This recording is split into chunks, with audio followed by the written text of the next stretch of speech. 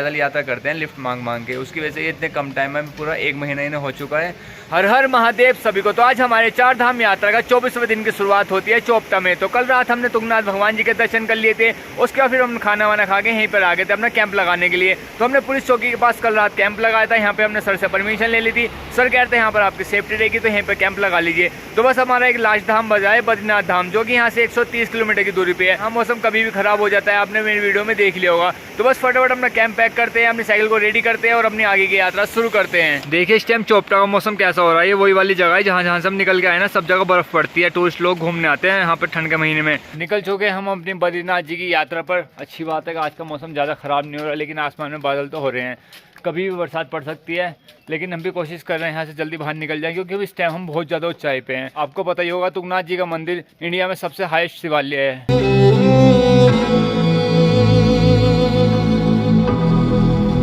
ऐसा लग रहा है जैसे हम बादलों से ऊपर चल रहे हो, बादल हमसे नीचे होती है। तुंगनाथ जी से ज़्यादा समय बद्रीनाथ की तरफ ढाल पड़ती है, तो आते समय तो पूरी खड़ी चढ़ाई थी, अब ढाल पड़ी है।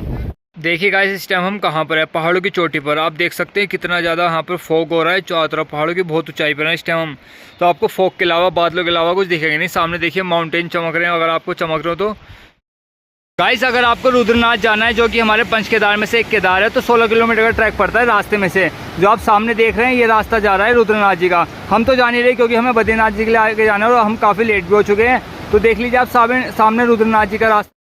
इस टाइम हम चमोली में पहुंच चुके हैं और यहाँ से बद्रीनाथ धाम जी की दूरी टोटल 90 किलोमीटर दूर है। तो इस टाइम शाम के 5:30 बज रहे हैं। तो हम सोच रहे हैं आगे जाएं या नहीं जाए, क्योंकि आगे पहाड़ है, खड़ी चढ़ाई करनी पड़ेगी। तो हम देखते हैं, या तो आज रात को हम चमोली में रुकेंगे, वरना हम आगे के लिए निकल जाएंगे। आज हम चमोली में रहने वाले हैं और यहाँ पर हमारा महादेव जी का, श्री अलकेश्वर महादेव जी का मंदिर है, जिसके मैं आपको थोड़ी देर में दर्शन करा देता हूँ। और ये हमें लड़का मिला था जिसका नाम है विशाल, मतलब इस भाई ने हमें बता देता है यहाँ के बारे में, वरना हम तो आगे जाने वाले थे और आगे दिक्कत है, पहाड़ भी है और इस टाइम अंधेरा होने वाली भी है।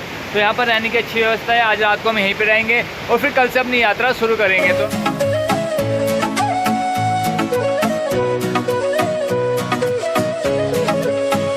थाम ले हाथ ओ भोलेनाथ को। हर हर महादेव सभी को। तो आज हमारी 4 धाम यात्रा का 25वां दिन हो। इस टाइम मैं चमोली में हूँ, जहाँ पर हम रात को मंदिर में रुके थे। तो सुबह मैं नहा धोने आया था, तो इस टाइम मैं नहा धो के तैयार हो चुका हूँ। और सुबह का मौसम आप देख लीजिए, बहुत सुहावना हो रहा है, हल्की हल्की बारिश की बूंदें पड़ रही है। तो बस अब थोड़ी देर में हम मंदिर से निकलने वाले हैं। सुबह सुबह मंदिर में रुक के हमें बहुत अच्छा लगा, भगवान जी के दर्शन भी करें।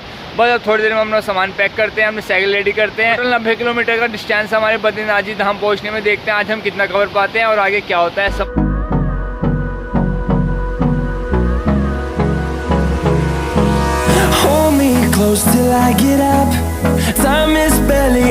ये देखिए मंदिर में कितना प्यारा फूल लग रहा है। मैं तो ऐसा देखा है, पहली बार देखा है ऐसा फूल, कितना प्यारा लग रहा है। महादेव जी के दर्शन करने के बाद हमने अपनी चढ़ाई शुरू कर दी है। देखते हैं आज का दिन हमारा कैसा जाता है और हम कहाँ तक पहुँच पाते हैं। वैसे तो काफ़ी धूप निकल चुकी है इस टाइम और बिल्कुल खड़े पहाड़ों की चढ़ाई करनी पड़ी है।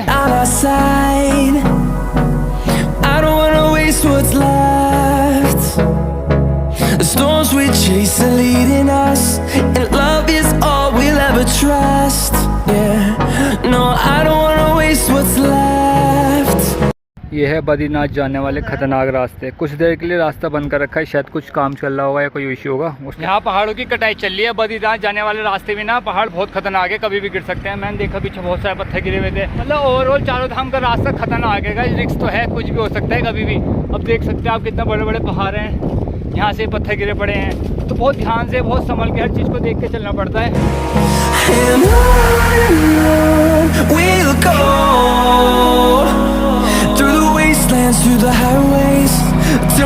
जोशीमठ सिर्फ 13 किलोमीटर दूर रह गया। इस हालत से खराब हो गई, पहुँचने में बहुत मेहनत करके जा रहा हूँ वहाँ पे। कहीं पे खड़ी चढ़ाई पेल कर, लेकिन मैं रुक नहीं रहा हूँ, सांस लेता रहा हूँ, तेज चलता जा रहा हूँ महादेव का नाम लेके। मैंने सुबह ही सोच लिया था, चाहे कुछ भी हो जाए जोशीमठ पहुँच के रहना, चाहे रात हो जाए, चलते चलते आज।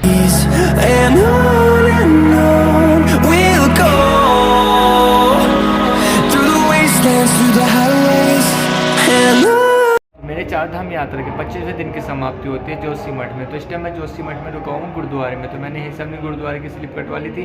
तो आज रात को मैं यहीं पर रुकने वाला हूँ। सुबह यहाँ से अपनी बद्रीनाथ जी की यात्रा शुरू करूँगा। तो जोशीमठ से बद्रीनाथ जी की टोटल दूरी है 40 किलोमीटर, जो कि हम कल तक तय कर लेंगे। मुझे लगता है कल शाम तक हम पूरी कर लेंगे।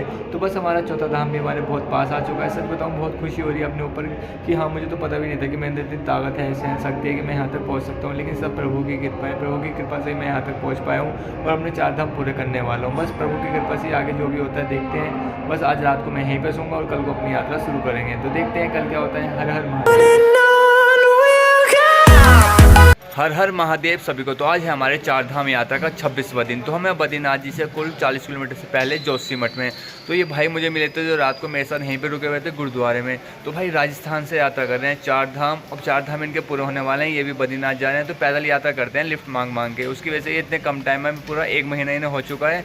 तो आज ही जा रहे हैं बद्रीनाथ दर्शन करने। तो बद्रीनाथ दर्शन करने के बाद फिर ये जाएंगे नेपाल। जाओगे ना पशुपतिनाथ? नेपाल पशुपतिनाथ। उसके बाद कहाँ जाओगे फिर जम्मू कश्मीर की जम्मू कश्मीर वैष्णो देवी माता। उसके बाद फिर कश्मीर डाला। तो मतलब अभी काफ़ी लंबे प्लान है, काफ़ी टाइम आपको लग सकता है। ये नहीं पता 2-3 महीना लगेगा। 2-3 महीने लग जाए। तो मतलब ये कहाँ से आया आपके अंदर माइंड में कि हाँ मुझे ट्रैवलिंग करनी है, ये एक्सप्लोर करना है इंडिया को? ऐसे कैसे आया? मतलब ये मेरा स्टार्टिंग से था, स्टार्टिंग से उधर घूमना और बाकी जंगलों का। तो जंगल के लिए अपना एडवेंचर। बस भाई मिल के ऐसे नए नए लोगों से मिलके खुशी भी मिलती है, कुछ नया सीखने को भी मिलता है कि हाँ भाई बहुत से लोग हैं अपने घर से निकल चुके हैं। तो ठीक है, इस मिलते हैं आपसे आगे। ठीक है, राम राम भाई। राम। जोशीमठ से अपनी यात्रा शुरू कर दी है। देखते हैं आज हम 40 किलोमीटर बद्रीनाथ जी की दूरी तय कर पाते हैं नहीं कर पाते हैं। बस चलते हैं भगवान जी का नाम लेके, देखते हैं आज तक हम कहाँ तक पहुँचते हैं। क्या पता बद्रीनाथ जी पहुँच जाए। टाइम काफ़ी हो चुका है ना, सुबह के 10 बज गए। इसका वेट करते करते मैं ज़्यादा लेट हो गया। जो मेरे साथ दोस्त है। तो बस आगे के पहाड़ खतरनाक आने वाले हैं। खड़ी चढ़ाई, महादेव का नाम लेके, नारायण भगवान का नाम लेके चलते हैं धीरे धीरे आगे। यहाँ से हमारा बद्रीनाथ धाम रह गया है 35 किलोमीटर, गोविंद घाट रह गया 10 किलोमीटर। बद्रीनाथ जी के रास्ते में देखिए कितने सारे पत्थर गिरे पड़े हैं रास्ते में। पहाड़ मतलब काफ़ी खतरनाक है, यहाँ भी बहुत ध्यान से जाना पड़ेगा।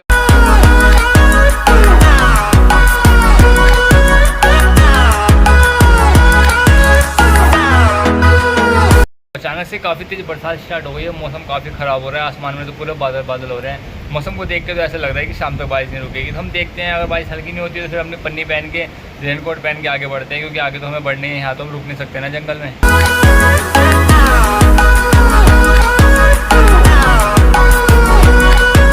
अपनी साइकिल ठीक कर रहा हूँ क्योंकि इसके ब्रेक बहुत ज़्यादा ख़राब हो चुके हैं। पहाड़ों में चलाने से बिल्कुल भी सेफ नहीं होगा। आगे के ब्रेक का भी मैंने बड़ी मुश्किल से थोड़े बहुत टाइट करे हैं, क्योंकि आगे के लूज भी हो गए। तो यहाँ के तो पीछे के तो टूट ही गए थे। ये तो मैंने उत्तरकाशी से ले रखे थे गुटके और चाबी, जिसकी वजह से काम कर रहे हैं। बस इन्हें थोड़ा बहुत ठीक करने की कोशिश कर रहा हूँ मैं, क्योंकि कल को बद्रीनाथ धाम भी पहुँचना है। लेकिन जब हम वहाँ से वापस आएंगे तो बहुत ढाल मिलेगी, तो बहुत सेफ्टी रखनी पड़ती है। तो ये चीज़ अपने साथ लेके चलनी पड़ती है शुरू से ही। तो आज हमारे 4 धाम यात्रा के 26वें दिन की समाप्ति होती है पांडुकेश्वर के निखिलपीठ, जो एक आश्रम है। तो आज हम आश्रम में रुकने वाले हैं, क्योंकि थोड़ी शाम हो गई थी, हम यहीं पर रुक गए थे। यहाँ से बद्रीनाथ की दूरी पड़ती है 20 किलोमीटर, जो कि हम कल को पहुँच जाएंगे। तो मुझे जहाँ तक लगता है हम सुबह निकलेंगे अगर 7 बजे, तो दोपहर तक 4-5 बजे तक कल को पहुँच जाएंगे बद्रीनाथ धाम। तो बस आज हम यहीं पर रुकने वाले हैं। चारों तरफ का माहौल देख सकते हैं, पूरा खुला हुआ आश्रम है, फूलों के बगीचे लग रहे हैं। मतलब बहुत ही अच्छा वाइब आ रही है यहाँ पर। तो आज रात को हमें यहीं पर कमरा मिल गया रहने के लिए। देखते हैं कल को क्या होता है। हर हर महादेव।